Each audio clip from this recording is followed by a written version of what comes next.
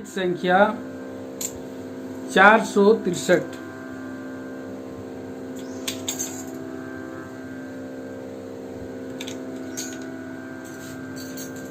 हे सियोन नगर तू राजधिराज का राजनगर है। हे सियोन नगर सनातन संकल्प बना तू ईश्वर का। सनातन संकल्प बना तू का। स्वर्णिम श्रृंगार सियोन तेरा, स्वर्णिम श्रृंगार सियोन तेरा, शाश्वत गौरव है ये तेरा। हे सियोन नगर तू राजधिराज का राजनगर है। हे सियोन नगर सालीम का राजा, सालीम का राजा आनंद से तेरे पास था। सालीम का राजा बेटा इब्राहिम का अर्पण तुझ में हुआ। बेटा इब्राहिम का अर्पण था तुझ में हुआ। स्वर्णिम श्रृंगार सियोन तेरा, स्वर्णिम श्रृंगार सियोन तेरा, नगर दाऊद का कहलाता। हे सियोन नगर तू राजधिराज का राजनगर है। हे सियोन नगर महलों में तेरे निवास प्रभु तेरा करता सदा है। महलों में तेरे राजा लोग आए, देख तुझको विस्मित हुए। राजा लोग आए, देख तुझको विस्मित हुए। स्वर्णिम श्रृंगार सियोन तेरा, स्वर्णिम श्रृंगार सियोन तेरा, भाग्य सब ये देखते तेरा। हे सियोन तू राजधिराज का राजनगर है। हे सियोन नगर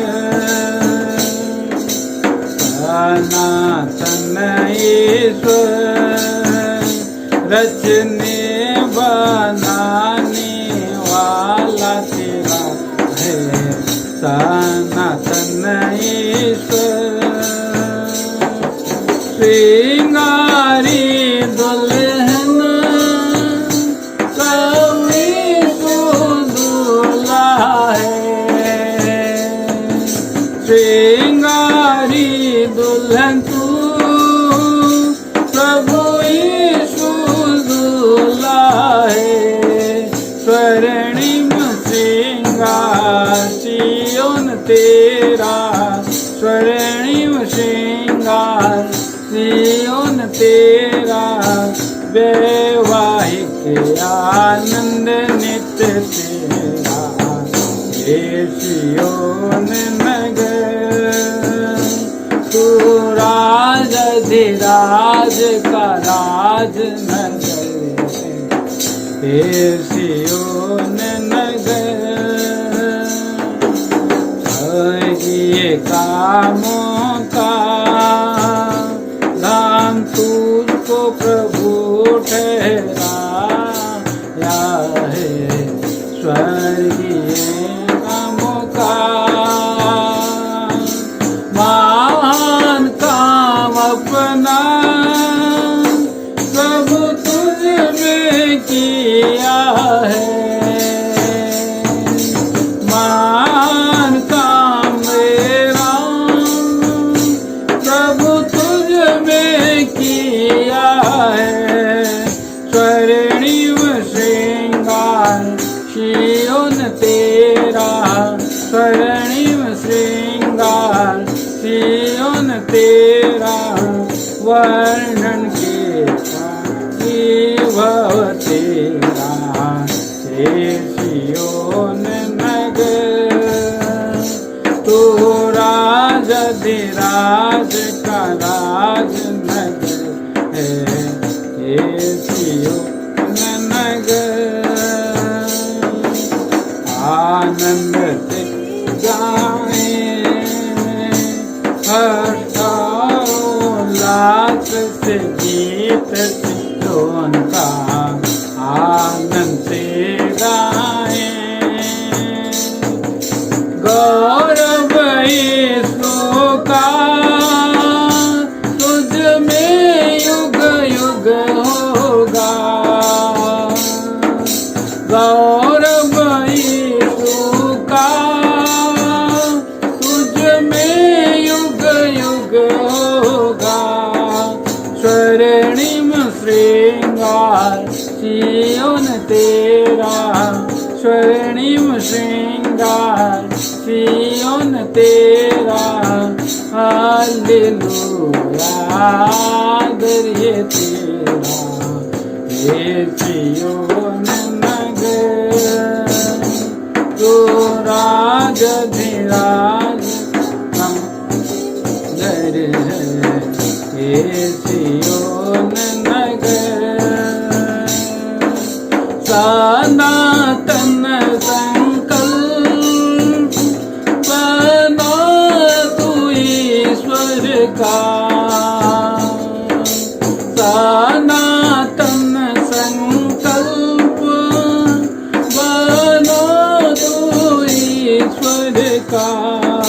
स्वर्णिम श्रृंगार सियोन तेरा, स्वर्णिम श्रृंगार सियोन तेरा। शाश्वत गौरव है ये तेरा। हे सियोन नगर राज राजनगर है। हे सियोन नगर।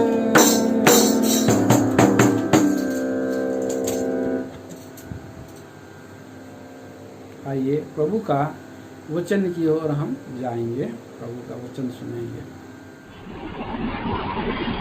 आइए हम शुरू करेंगे।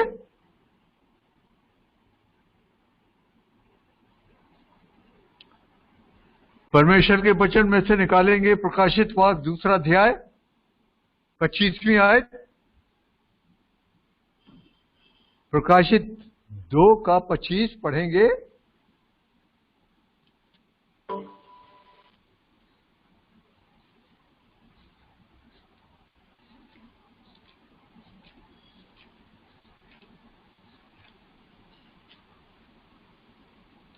वहां कोई पढ़ने वाला नहीं है क्या?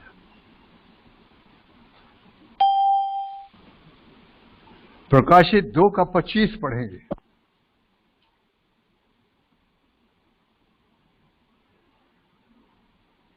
पर हाँ, जो तुम्हारे पास है उसको मेरे आने तक थामे रहो।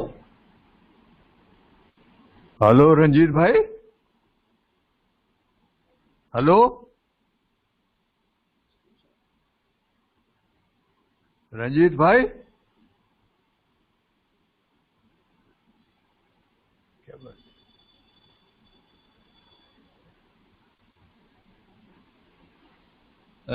ब्रदर आवाज आ रही ब्रदर?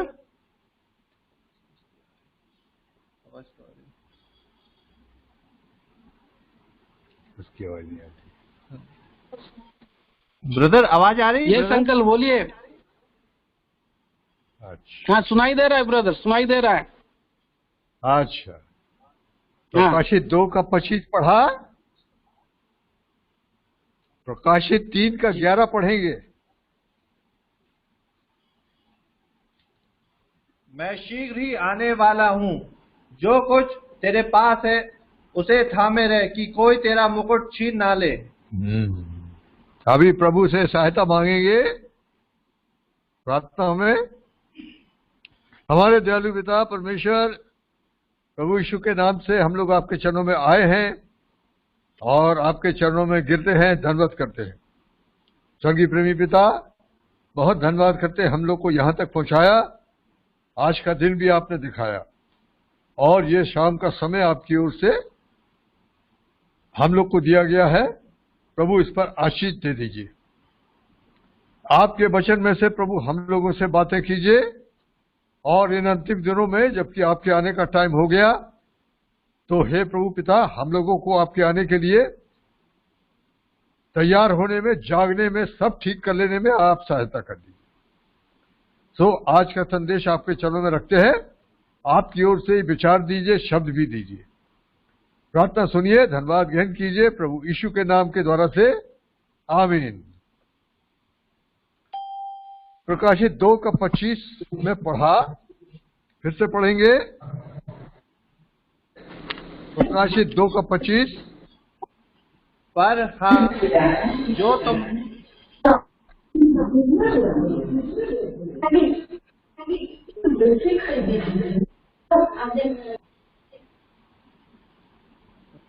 पर हाँ, जो तुम्हारे पास है उसको मेरे आने तक थामे रहो।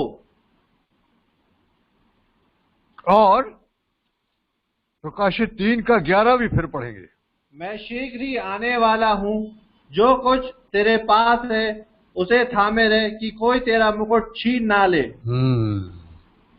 तो यहां पर हम देखते हैं, ये प्रभु ने इसको 2 बार रिपीट किया। वो ये कि जो कुछ भी प्रभु की ओर से हम लोग को दिया गया है, उसको प्रभु के आगमन तक, जो कि अब बिल्कुल निकट आ पहुंचा है, हम लोगों को उसको थामे रहने का है। अगर आप इंग्लिश में पढ़ेंगे तो होल्ड फास्ट, खाली थामे रहना नहीं है। इंग्लिश में दोनों जगह होल्ड फास्ट माने मजबूती से थामे रहो। अभी हम लोग ये देखेंगे क्या क्या प्रभु ने हम लोग को दिया। हाँ, वचन में हमारे प्रभु ने हम लोग को क्या क्या दिया है, इसको हम लोग देखेंगे। ये हम लोग निकालेंगे प्रेरितों के काम का 26वां अध्याय। प्रेरितों के काम और उसका 26वां अध्याय निकालेंगे और उसको हम लोग पढ़ेंगे 19वीं आयत को। अतः हे राजा अग्रिप्पा, मैंने उस स्वर्गीय दर्शन की बात ना टाली। स्वर्गीय दर्शन की बात ना टाली, है ना। स्वर्गीय दर्शन हम लोग को दिया गया, इसीलिए तो हम लोग विश्वासी बने। उस दर्शन में हम लोगों ने प्रभु यीशु मसीह को पहचाना कि वो परमेश्वर के पुत्र होकर आया और हमारे पापों के लिए क्रूस पर मरे। वो जो खून बहाया, उसके द्वारा हम लोगों को पापों की क्षमा मिली और हम लोगों का जो विवेक, ज़मीर, कॉन्शियंस जो पापी था, वो साफ हो गया। इब्रानी 9:14 पढ़ेंगे। इब्रानी 9:14। जो मसीह का लहू, तो मसीह का लहू जिसने अपने आप को सनातन आत्मा के द्वारा परमेश्वर के सामने निर्दोष चढ़ाया, तुम्हारे विवेक को मरे हुए कामों से क्यों ना शुद्ध करेगा, ताकि तुम जीवते परमेश्वर की सेवा करो। हाँ, विवेक शुद्ध हो गया।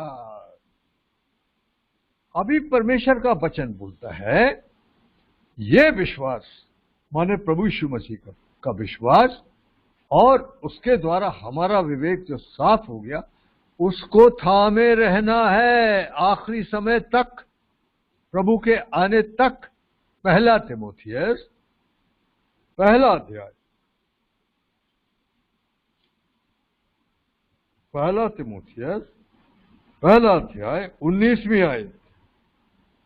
और विश्वास और अच्छे विवेक को थामे रहे, जिसे दूर करने के कारण कितनों का विश्वास रूपी जहाज डूब गया। डूब गया।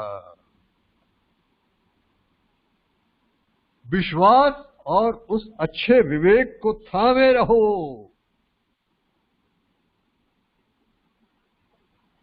अच्छे विवेक से ही हम लोग को हिया होता है प्रार्थना करने के लिए, मुसीबतों के टाइम में खड़े होने के लिए, विश्वास करने के लिए। विश्वास का संबंध अच्छे विवेक से है। अगर विवेक दोषी है तो विश्वास काम नहीं करेगा। इसलिए हम लोगों को बहुत कोशिश करना चाहिए कि हम लोग के विवेक में दोष नहीं आना चाहिए, क्योंकि अगर हम कोई पाप करते हैं, शारीरिकता करते हैं, परमेश्वर के आत्मा के खिलाफ या उसकी मर्जी के खिलाफ करते हैं, तो हमारा विवेक हमको दोषी ठहराता है। हमारे विवेक में दोष आने लगता है।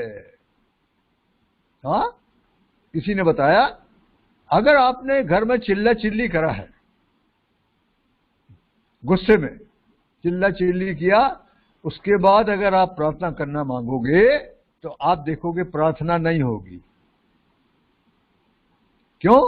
क्योंकि विवेक दोषी हो गया। मैंने बताया विवेक और विश्वास का संबंध है। पहला तीमुथियुस तीसरा अध्याय 9वीं आयत। पहला तीमुथी तीसरा अध्याय 9वीं आयत। पर विश्वास के भेद को शुद्ध विवेक से सुरक्षित रखें। हमारा विवेक जो है, जब पाप किया, उसके अंदर वो पुराने पाप जो है, वो ऐसे जैसे कि पत्थर की लकीर या हीरे की नोक से खुदे हैं।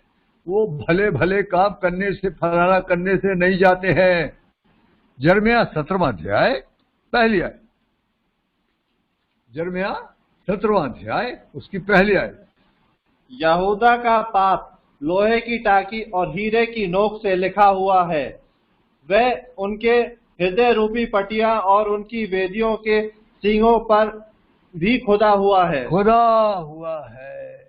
हर एक पाप जो आदमी करता है, वो उसके विवेक में खुद जाता है। वो कुछ भी करे, वो फिर पूजा पाठ या धर्म कर्म करने लगते हैं, दान पुण्य करने लगते हैं, उससे नहीं जाता है। वो केवल प्रभु यीशु के खून से ही जाता है, जैसा हमने इब्रानी 9:14 में पढ़ा कि प्रभु यीशु का खून हमारे विवेक को शुद्ध किया है। हम सेवक बन गए और अब हमको हिम्मत हो गई। प्रभु यीशु के खून के द्वारा ही हम लोग प्रार्थना में हमको हिम्मत होती है। हम लोग और किसी भी ग्राउंड को लेके परमेश्वर के सामने, उसके अनुग्रह के सामने नहीं जा सकते हैं। हमारा जो अप्रोच, हमारी जो पहुंच परमेश्वर के पास है, वो केवल प्रभु यीशु के खून के द्वारा है। इब्रानियों की पत्री 10वां अध्याय 19वीं आयत।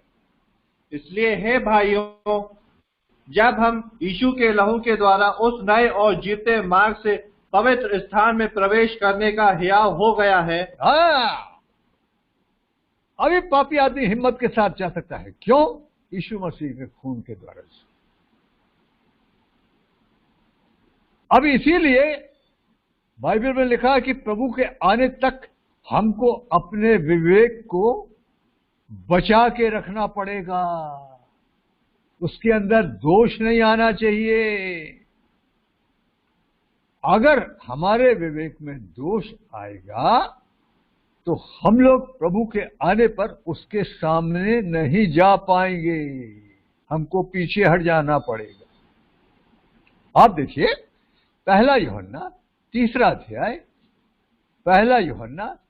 अध्याय 21वीं आयत। हे प्रियो, यदि हमारा मन हमें दोष ना दे तो हम परमेश्वर के सामने हियाव होता है। हमको हिम्मत होती है प्रभु यीशु जब आएंगे उसके सामने जाने के लिए हिम्मत के साथ। कब? जबकि विवेक हमारा कुछ बताता नहीं है, यानी हमारे विवेक में कोई दोष नहीं है। अभी आप देखिए शुरू में हम लोग आए थे तो बड़ा हमारा गंदा विवेक था, वो प्रभु यीशु के खून के द्वारा साफ हुआ। हम लोगों ने पश्चाताप किया और विश्वास किया कि प्रभु यीशु मुक्तिदाता है, मुझ पापी के लिए प्रभु यीशु ने खून बहाया। लेकिन क्या उसके बाद हमारा विवेक दोषी नहीं होता है? क्यों? अभी हम लोग कहां पार तो नहीं निकल गए। अभी हमारे अंदर बहुत पुराना पापी स्वभाव भी है, अभी हमारे चारों तरफ पाप है। कहीं ना कहीं से हमारे विवेक में दोष आता है। कभी झूठ बोल देते, कभी कुछ करते जो नहीं करना चाहिए। तो उसमें क्या करेंगे? उसमें फिर से जाके प्रभु के खून को लेना पड़ता है। इब्रानियों की पत्री 10वां अध्याय 22वीं आयत। इब्रानी 10 का 22। तो आओ हम सच्चे मन और पूरे विश्वास के साथ और विवेक का दोष दूर करने के लिए हृदय पर छिड़काव लेकर और देह को शुद्ध जल से धुलवाकर परमेश्वर के समीप जाएं। तो वो तो हम लोग जब तक इस दुनिया से निकल नहीं जाते या जब तक हमारा प्रभु नहीं आते हैं तब तक हमको खून की जरूरत पड़ेगी। इसीलिए यूहन्ना 13 में जब प्रभु यीशु मसीह चेलों के पैर धो रहे थे, पतरस ने बोला प्रभु मैं नहीं धुलाऊंगा। प्रभु ने बोला अगर मैं तुझको नहीं धोऊं तो मेरे साथ तेरा कोई साझा नहीं है। तो कहने लगा तो प्रभु मेरे सिर और हाथ सब भी ये भी धो दो। क्या बोला प्रभु ने? प्रभु ने बोला जो नहा चुका है उसको नहाने की नहीं पर पैर धोने की जरूरत है। हाँ, आदमी नहा के बाहर गया, फिर आया, उसके पैर में धूल तो लगी, फिर पानी से अपना पैर धोता है। हम लोग जब तक दुनिया में है, हम लोगों से विचारों में, शब्दों में, आंखों से, कान से, मुंह से कुछ ना कुछ होता है, कोई ना कोई अशुद्धता आती है। उस समय पवित्र आत्मा हम लोगों को कायल करता है ना। कहीं आप किसी से कुछ बोल के आगे जो नहीं बोलना था, तब फिर प्रभु अपने आत्मा के द्वारा हमसे बोलता है, वहां तुमने ऐसा बोला नहीं बोलना था, दैट इज रॉन्ग। हम बोलते हाँ प्रभु गलती हो गई, क्षमा करो। ये तो प्रक्रिया चलेगी जब तक जब हम लोग दुनिया में हैं। इसीलिए हम लोगों को खून दिया गया। हम लोग कितनी भी बार गिर जाए, अशुद्ध हो जाए, हम जाके प्रभु से बोल सकते हैं प्रभु मुझे आपके खून में शुद्ध कर दीजिए। इस प्रकार से हम लोगों की संगति प्रभु के साथ बनी रहती है, नहीं तो वो संगति टूट जाती है। किसी भी प्रकार का पाप करने से परमेश्वर पिता के साथ, प्रभु यीशु के साथ हमारी संगति टूट जाती है, हमारे अंदर अशांति होती है। अब देखिए हम लोग तो संगति में बुलाए गए। 1 कुरिन्थी 1 अध्याय 9वीं आयत, पहला कुरिन्थी पहला अध्याय 9वीं आयत। परमेश्वर सच्चा है, जिसने तुमको अपने पुत्र हमारे प्रभु यीशु मसीह की संगति में बुलाया है। तो संगति में तो हमको बना रहना है 24 घंटे पवित्र आत्मा के द्वारा, लेकिन कोई ना कोई अशुद्धता, कोई ना कोई पाप करने से वो संगति टूट जाती है। अभी दाऊद बोल रहा है, प्रभु तेरी संगति में कितना आनंद है। हाँ, सच बात है, हमको बाहरी आनंद की जरूरत नहीं है। अगर हम लोग अपने प्रभु की संगति में अंदर बने हैं आत्मा में, हमको बाहर के आनंद की कोई जरूरत नहीं है। भजन संहिता 16वां अध्याय उसकी आखिरी आयत पढ़े। भजन 16 और उसकी आखिरी आयत।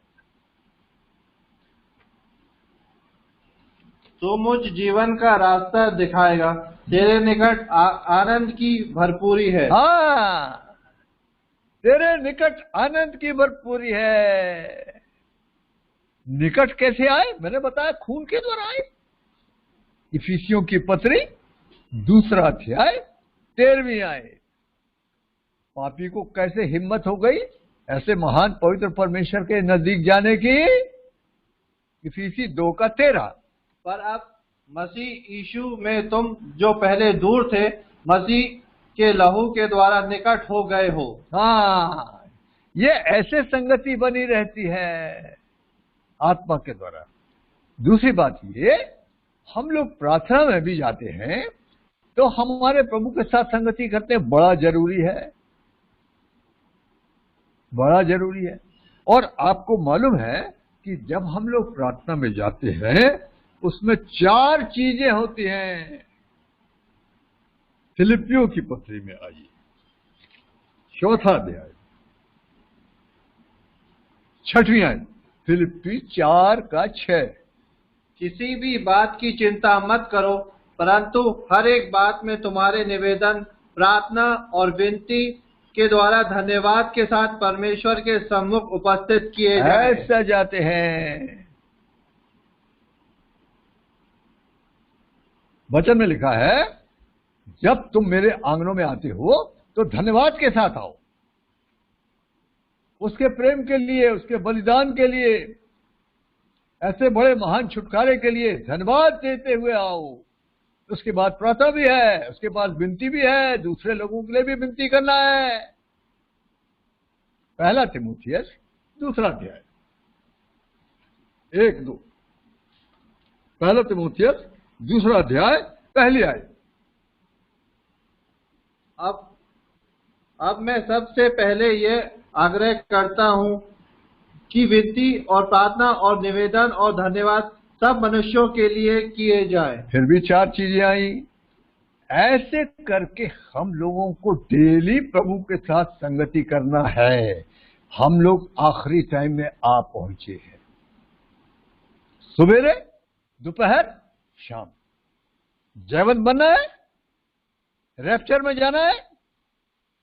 डैनियल के समान दिन में 3 बार। अभी तो बड़ी फुर्सत हो गई है, काम धंधा सब बंद है।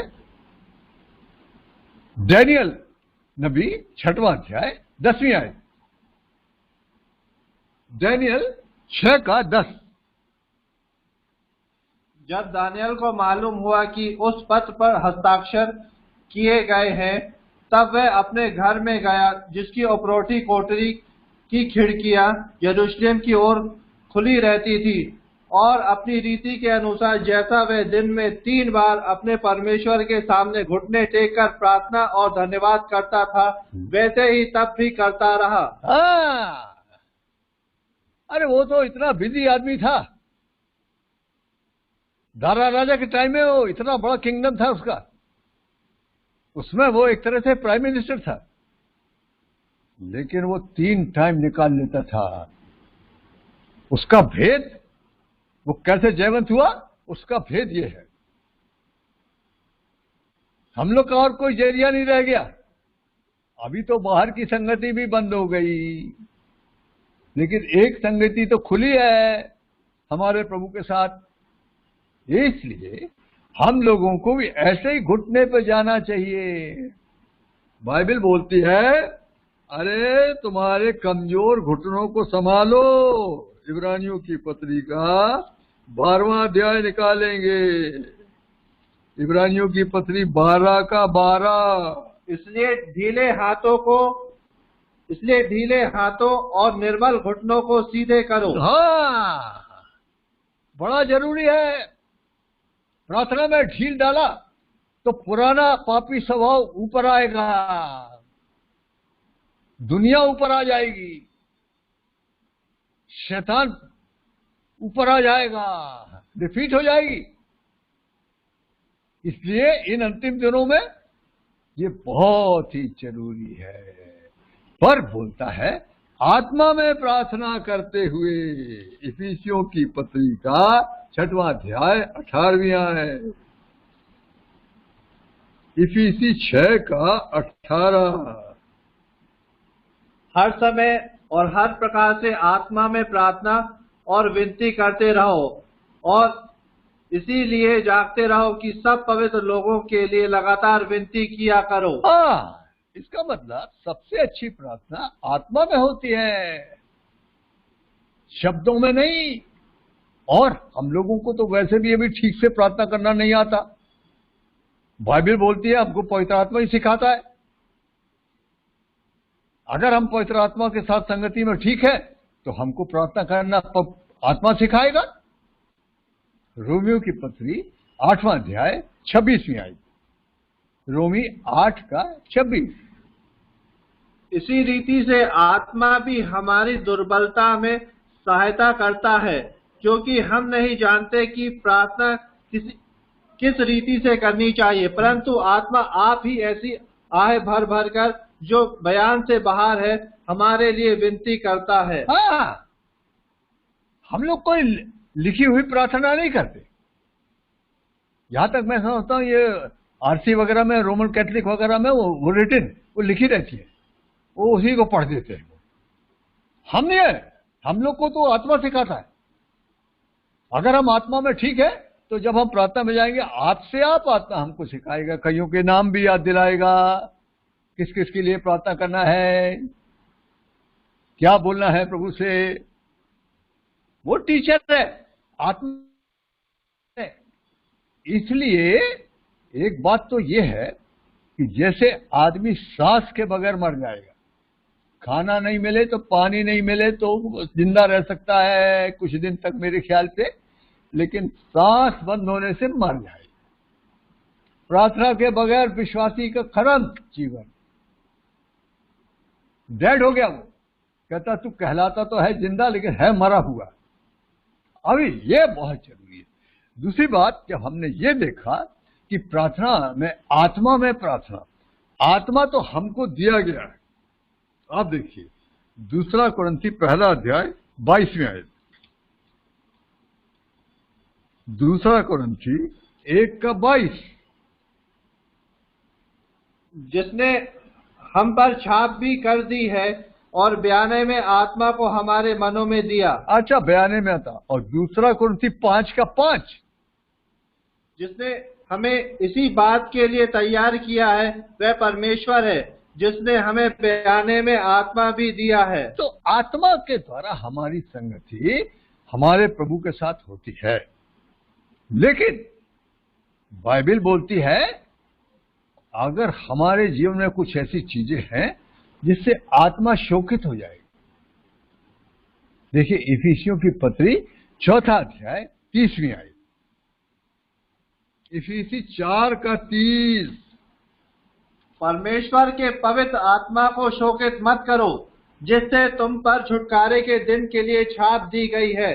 अगर आत्मा मेरे और आपके अंदर शोकित है तो हम कहां खड़े होंगे? हम लोग तो आत्मा ही के द्वारा जिंदा है और चलते हैं और जय पाते हैं। और आत्मा कौन है? आत्मा प्रभु यीशु है। बोलता मैं उनमें बसूंगा और चला फिरा करूंगा। अभी वही प्रभु आत्मा के द्वारा हर विश्वासी के अंदर है। अब ये विश्वासी के समझ में आए ना आए जो तो वो तो उसकी गलती है, क्योंकि कुरिन्थी के विश्वासियों को पता ही नहीं था कि उद्धार पाए तो क्या हुआ। 1 कुरिन्थी 3 का 16 पढ़िए। पहला कुरिन्थी 3 अध्याय 16वीं आयत। क्या तुम नहीं जानते कि तुम परमेश्वर का मंदिर हो और परमेश्वर का आत्मा तुम में वास करता है? अरे क्या नहीं जानते हो? पहला कुरिन्थी 6:19। क्या तुम नहीं जानते कि तुम्हारी देह पवित्र आत्मा का मंदिर है? इसीलिए तो ऐसी घटिया हालत थी कुरिन्थी के विश्वासियों की। कई प्रकार के पाप थे, लड़ाई झगड़ा था, कोर्ट केस चल रहे थे।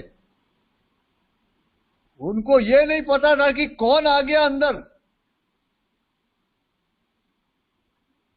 अरे वो महान प्रभु आत्मा के द्वारा आया हमारे अंदर रहने के लिए, चलने के लिए, चलाने के लिए, तैयार करने के लिए, लेकिन आत्मा को शोकित कर दिया। कईयों को तो पता नहीं है और कईयों ने कई प्रकार के पाप करके आत्मा को शोकित कर दिया। इफिसियों की पत्री का 4 अध्याय निकालिए, 25 से पढ़िए, 25 से 29 तक पढ़िए। इस कारण झूठ बोलना छोड़कर हर एक अपने पड़ोसी से सच बोले, क्योंकि हम आपस में एक दूसरे के अंग है। क्रोध तो करो पर पाप मत करो। सूर्य अस्त होने तक तुम्हारा क्रोध ना रहे और ना शैतान को अवसर दो। चोरी करने वाले फिर चोरी ना करे, वन भले काम करने में अपने हाथों से परिश्रम करे, इसलिए कि जिस प्रयोजन से उसे देखो उसके पास कुछ हो। कोई गंदी बात तुम्हारे मुंह से ना निकले, पर आवश्यकता के अनुसार वही निकले जो उन्नति लिए उत्तम हो, ताकि उस सुनने वाले पर अनुग्रह हो। और आगे, परमेश्वर के पवित्र आत्मा को शोकित मत करो, जिससे तुम पर छुटकारे के दिन के लिए छाप दी गई है। और आगे, सब प्रकार की कड़वाहट और प्रकोप और क्रोध और कलह निंदा सब बैर भाव समेत तुम से दूर की जाए, और एक दूसरे पर कृपालु और करुणामय हो, और जैसा परमेश्वर ने मसीह के तुम्हारे अपराध क्षमा किए, वैसे ही तुम भी एक दूसरे के अपराध क्षमा करो। ऐसा जीवन होना, तब हमारे अंदर आत्मा प्रभु का शोकित नहीं होता है। आत्मा बलवंत होता है। कहता आत्मा में बलवंत होते जाओ।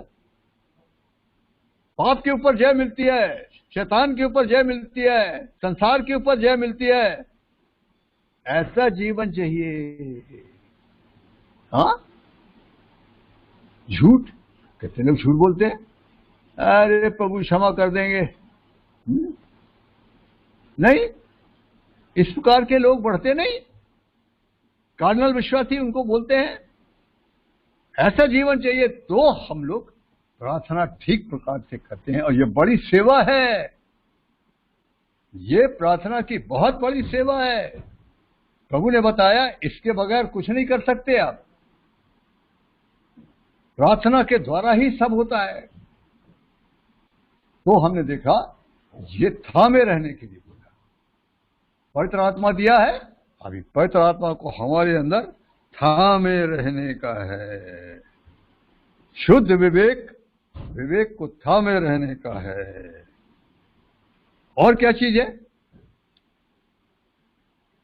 और क्या दिया? सिर के नीचे रहो। कुलुस्सियों की पत्री 4:19।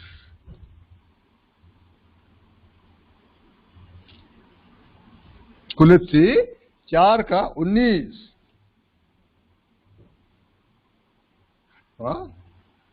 18। अच्छा ठीक है, कुलुस्सी नहीं है।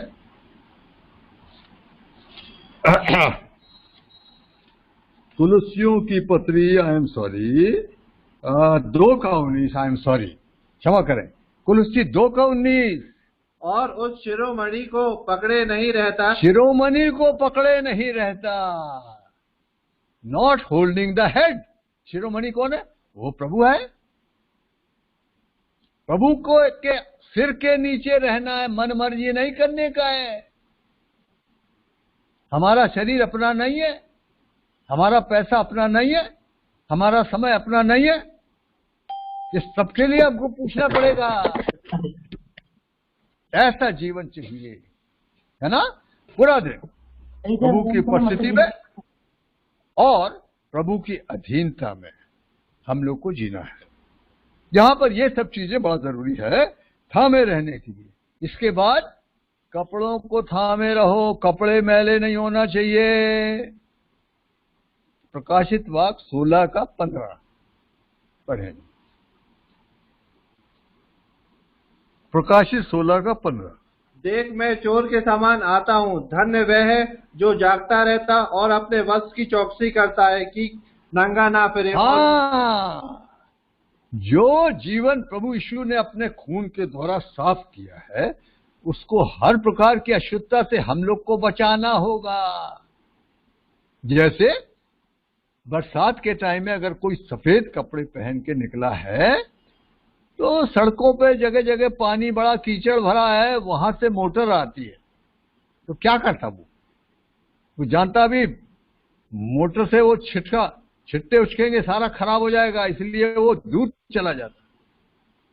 ऐसा करके हमको हर प्रकार की गंदगी से बचना है। ये जो टीवी है और ये जो इंटरनेट है, इसमें भी आजकल अभिलाष की चीजें दिखाते हैं। अभी पाप के सामने ताल नहीं ठोकने का है, अभी बचने का है। पाप जोरावर है, अगर सावधानी नहीं किएगा तो गिरेगा। दूसरा सामुएल 11 में वो दाऊद राजा उठ के पलंग पर से उठ के छत पर टहलने लगा और टहल टहल के वहां से किसी स्त्री को देखा नहाते हुए, वो कितने बड़े पाप में गिर गया। अरे वो भविष्यवक्ता था, सारा भजन लिखा, 1 से 150 भवन उसी ने लिखे भजन। पाप से बचने का कपड़ों की चौकसी करो। आंख के द्वारा, कान के द्वारा, विचारों के द्वारा अशुद्धता आएगी अगर सावधान नहीं है। अब इसमें बताते हैं, इसमें कईयों के कपड़े खराब हो गए। इसके हिसाब से कई विश्वासी गंदे हो गए। इफिसियों की पत्री का 3 अध्याय 4 आयत। इफिसी 3 का 4। जिससे तुम बढ़कर जान सकते हो कि मैं मसीह का वह भेद। सॉरी, माफ करिए, प्रकाशित वाक्य 3 का 4। प्रकाशित वाक्य 3 अध्याय 4 आयत। पर हाँ, सरदीस में तेरे यहाँ कुछ ऐसे लोग हैं जिन्होंने अपने अपने वस्त्र अशुद्ध नहीं किए। वे श्वेत वस्त्र पहने हुए मेरे साथ घूमेंगे क्योंकि वे इस योग्य हैं। ये सरदीस की जो कलीसिया प्रभु की कलीसिया है, इसमें प्रभु बोल रहा है अब इस कलीसिया में थोड़े ही से लोग बचे हैं जिन्होंने कपड़े मैले नहीं किए। मतलब बाकियों के कपड़े मैले हो गए हैं। और मैले कपड़े वाले, मैं नहीं समझता हूं मैले कपड़े वाले रैप्चर में जाएंगे। वो जिनके कपड़े साफ है, प्रभु बोल रहा वो लोग मेरे साथ टहलेंगे। ये चीज आती है। अब ये कपड़ा मैला होता, या तो आप शारीरिकता कर रहे हो, कपड़ा मैला हो गया माने आपका जीवन मैला हो गया। यहूदा की पत्री निकाले का 23वां, यहूदा 1 का 23। और बहुतों को आग में से झपट कर निकालो और बहुतों पर भय के साथ दया करो, पर उस वस्त्र से भी घृणा करो जो शरीर के द्वारा कलंकित हो गए। कपड़ा मैला हो गया। कई विश्वासियों का जीवन शरीर के द्वारा मैला हो गया। कैसा भाई, कैसा है शरीर के द्वारा? ये शरीर क्या है? गलातियों की पत्री का 5वां अध्याय 19, 20, 21। गलाती 5 का 19, 20, 21। शरीर के काम तो प्रकट है, शरीर के काम तो प्रकट हैं, अर्थात व्यभिचार, गंदे काम, लुचपन, मूर्ति पूजा, टोना, बैर, झगड़ा, ईर्ष्या, क्रोध, विरोध, फूट, विधर्म, डाह, मतवालापन, लीला कीड़ा और इनके जैसे और काम है, जिनके विषय में मैं तुम्हें पहले से कह देता हूँ, जैसा पहले कह भी चुका हूँ कि ऐसे ऐसे काम करने वाले परमेश्वर के राज के वारिस नहीं होंगे। ये शारीरिकता है, फैशन। हाँ, कई फैशन करते, खासकर ये जवान भाई बहन लोग कुछ कुछ फैशन करते। होंठों का रंगना, नखूनों का रंगना, भिन्न भिन्न प्रकार के कपड़े, ये फैशन जगत का। और जगत की अशुद्धता फिर इनके अंदर आती है। ये बहुतों ने मैले किए। अभी प्रभु के आने का टाइम हो गया।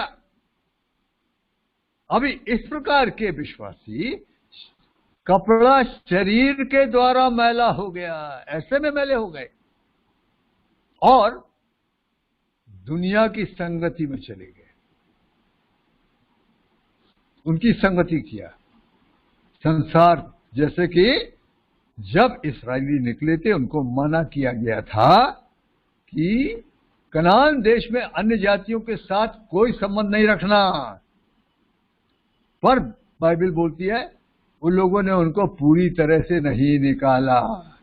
अगर आप न्यायों की किताब पढ़ेंगे और उसका पहला चैप्टर, कई बार उसमें मिलेगा यहूदियों ने उनको नहीं निकाला, रूबेनियों ने उनको नहीं निकाला, ये लोग नहीं निकाले, कुछ कुछ रहने दिया। उसके द्वारा वो मैले हुए और आखिरी में वहां से उस अच्छे देश में से निकाल दिए गए। So separation is very very important. अलगाव बहुत ही जरूरी है। ऐसा करके हमको अपना रखने का है। याद रखिए, आत्मा को शोकित नहीं करो। और एक जगह लिखा, आत्मा को बुझाओ नहीं। पहला थिस्सलुनी 5:19, पहला थिस्सलुनी 5वां अध्याय 19वीं आयत। आत्मा को ना बुझाओ, बुझाओ नहीं। देखो आत्मा क्या बोल रहा है, कभी पता लगता है? कभी आत्मा प्रार्थना के लिए बोल रहा, कभी आत्मा बोल रहा किसी को विजिट करने के लिए, कभी आत्मा बोल रहा किसी को वचन देने के लिए, कभी आत्मा बोल रहा कुछ प्रभु के लिए कुछ करने के लिए, कि काने खराब हो गए। हाँ, धीमी आवाज होती है, आत्मा की आवाज धीमी होती है। हम लोगों को अब प्रभु की आवाज सुन के चलना, बहुत कुछ तो परमेश्वर ने वचन में बोल दिया, वो तो ठीक है, पर प्रभु आत्मा के द्वारा भी बोलता है। कहता आत्मा ने उनको वहां जाने को मना किया। अब देखिए प्रेरितों के काम में आइए, 16वां अध्याय, प्रेरितों के काम का 16वां अध्याय 6 और 7। प्रेरित 16 का 6 और 7। वे फ्रुगिया और गलातिया प्रदेश में से होकर गए, क्योंकि पवित्र आत्मा ने उन्हें एशिया में वचन सुनाने से मना किया। आत्मा ने बोला नहीं, इधर नहीं। और आगे, उन्होंने मूसिया के निकट पहुंचकर बितुनिया में जाना चाहा, परंतु यीशु के आत्मा ने उन्हें जाने ना दिया। ऐसे गाइडेंस होती है, ऐसे हमारी अगुवाई होती है एवरी डे। प्रभु आज बताइए, आज क्या काम मांगते बताइए। क्यों? क्योंकि हम लोगों को हरेक को कुछ ना कुछ काम दिया गया है भाई। हम लोगों को खाली ये नहीं कि मीटिंग में आओ वचन सुनने चले जाओ। अरे हम लोग को छुड़ाया, छुड़ाने के बाद हम लोग को प्रभु ने अपने साथ काम करने वाला बनाया। बाइबल बोलती है हम लोग परमेश्वर के साथ मिलकर काम कर रहे हैं। क्या काम? अरे नई सृष्टि जो प्रभु बना रहे हैं, उसमें हम भी कुछ ना कुछ काम में लगे हुए हैं। कितना बड़ा आदर है बताइए, स्वर्गदूतों को नहीं दिया गया। अभी बाइबल बोलती है जो काम प्रभु ने दिया उसको करो। तो हमको पता लगाना चाहिए प्रभु क्या मेरे लायक काम है कुछ। कुलस्सियों की पत्री 4 अध्याय 17वीं आयत। कुलस्सी 4 का 17 पढ़िए। और अग्रिप्पुस से कहना कि जो सेवा प्रभु ने तुझे सौंपी गई है, जो सेवा तेरे को सौंपी गई है उसे सावधानी के साथ पूरी कर। हाँ, इसका रिवार्ड मिलेगा। अनंत जीवन तो दान करके दिया। जब हम लोग पापी दशा में आए थे, प्रभु मैं पापी हूं, मुझ पर दया करो, विश्वास किया, तो हम लोगों को परमेश्वर ने बोला, बेटा बेटी जा, तेरे पाप क्षमा हुए। हम लोग नरक के दंड से बच गए, अनंत जीवन मिला। हम अगर ये काम करते तो इसका रिवार्ड मिलेगा, इसका मतलब इनाम मिलेगा। और बाइबल बोलती है मैं आ रहा हूं इनाम देने के लिए। आप देखिए प्रकाशित 22:12 पढ़िए। प्रकाशित 22 उसकी 12वीं आयत।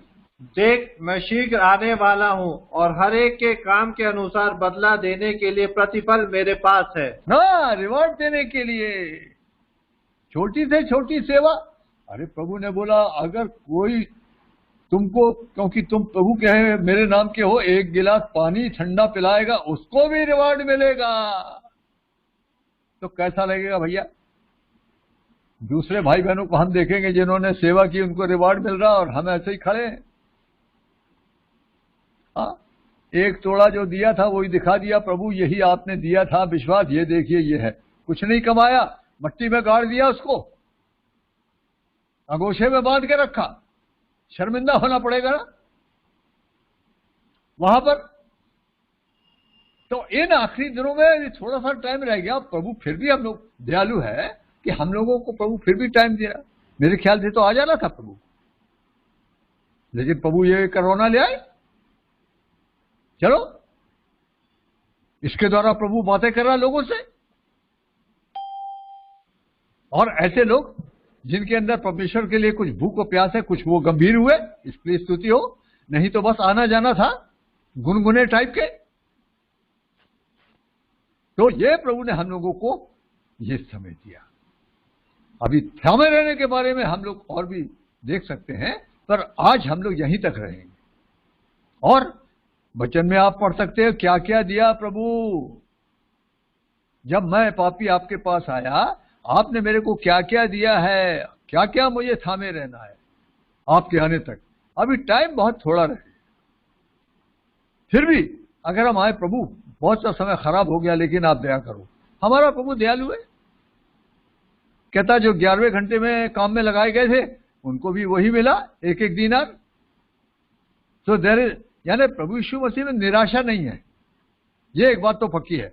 अगर कोई उठना मांगता है, अगर कोई प्रभु के साथ गहरी संगत में आना मांगता है, देन प्रभु तैयार है, तैयार है। तो याद रखिए, टाइम बहुत निकल गया, रात बहुत बीत चुकी है और दिन निकलने पर है। प्रभु हम लोग की सहायता करे ताकि जब प्रभु आता हम उसके सामने खड़े होने के लायक बने। आज हम लोग यहीं तक रहेंगे। प्रभु अपने वचन पर आशीष दीजिए।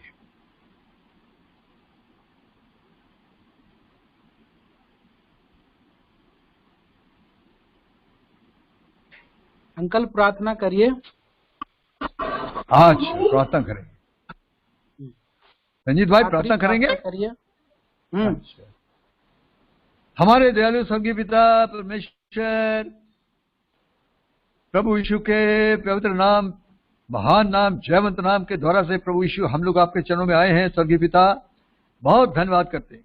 हम जैसे नीच गंदे पापियों को प्रभु आपने बुलाया, बड़ी दुनिया की बड़ी भीड़ में से हमको चुना, अपनी संतान बनाया, आपके खून से शुद्ध किया, आपके खून से खरीदा, और आपके आत्मा के द्वारा आपकी संगति में हम लोग लाए गए हैं।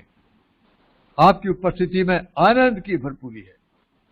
प्रेमी परमेश्वर पिता, और आपने हम लोग को जगत में रखा है, आप हम लोगों को तैयार कर रहे हैं आने वाले राज के लिए। खाली ये नहीं कि हम लोग वहां चले जाएं, पर आपने बोला छोटे झुंड मत डर, क्योंकि पिता को ये पसंद आया कि राज तुमको दे। और भी आपके दिल में हम लोग को क्या क्या देने का है प्रभु, तो बड़ी सहायता कर दीजिए प्रभु। आज हम लोगों ने कुछ देखा प्रकाशित 2:25 में और प्रकाशित 3:11 में। आप बोल रहे हैं मेरे आने तक जो कुछ मैंने दिया थामे रहो। अभी थोड़े से पॉइंट हमने देखे हैं, उसमें आप हम लोग की सहायता करें। हम लोग पापी लोग थे, हमारा विवेक हम लोग को पापी बोलता था, लेकिन प्रभु आपके खून के द्वारा हमारे विवेक को शुद्ध कर दिया। अभी हमारे विवेक में कोई दोष नहीं है। बड़ी हिम्मत के साथ हम लोग आपके सामने आते हैं। विश्वास दिया, आपकी स्तुति और धन्यवाद। बहुत सी प्रतिज्ञाएं दिया, धन्यवाद कर। प्रेमी परमेश्वर पिता, साफ कपड़े दिए हैं, इस सब की चौकसी करने को बोला। और जहां भी हम लोग गंदे हो जाते हैं या गिर जाते हैं, तो अगर हम आपके चरणों में आए तो आप दयालु यीशु हैं, आप दयालु महायाजक हैं, आप हम लोगों को क्षमा करने के लिए, शुद्ध करने के लिए तैयार हैं। और संगति दिया, सबके लिए आपकी स्तुति धन्यवाद। तो आज जो वचन आपने दिया उस पर आशीष दी। हम लोगों को आपके आगमन के लिए तैयार कीजिए। संसार में जो घटनाएं हो रही हैं वो ये बता रही हैं कि आप आने वाले हैं। आने वाली जो बड़ी बड़ी घटनाएं हैं उसकी ये परछाई दिखाई देती है। तो प्रभु हमको गंभीर बनाइए, हम लोग को, और हमारे अंदर ये आपके आने का विचार सबसे प्रमुख विचार बना रहे। ठीक ठाक जो करना है उसमें आप सहायता कर दीजिए। हमारी प्रार्थना सुनिए, हमारा धन्यवाद ग्रहण कीजिए। प्रभु यीशु के जयवंत नाम के द्वारा से लाए हैं, आमीन। अब हमारे पिता परमेश्वर का प्रेम, प्रभु यीशु मसीह का अनुग्रह और पवित्र आत्मा की मीठी और गहरी सहभागिता हमारे साथ और सब प्रभु के लोगों के साथ आज से लेकर युगानुयुग होती रहे, आमीन। आमीन। आमीन। जय मसीह। जय मसीह।